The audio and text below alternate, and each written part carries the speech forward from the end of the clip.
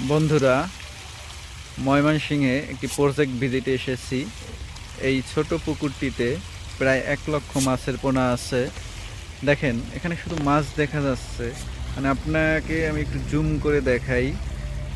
শুধু মাছ ফিড দেওয়া হচ্ছে, আর শুধু পাঙ্গাস মাছের পোনা। এবং এই পুকুরে প্রায় 1 লক্ষ মাছের পোনা আছে। দেখেন, যেখানেই ফিড দেয় সেখানেই কত সুন্দরভাবে এই ফিশারিজটা আমি ঘুরতেছি।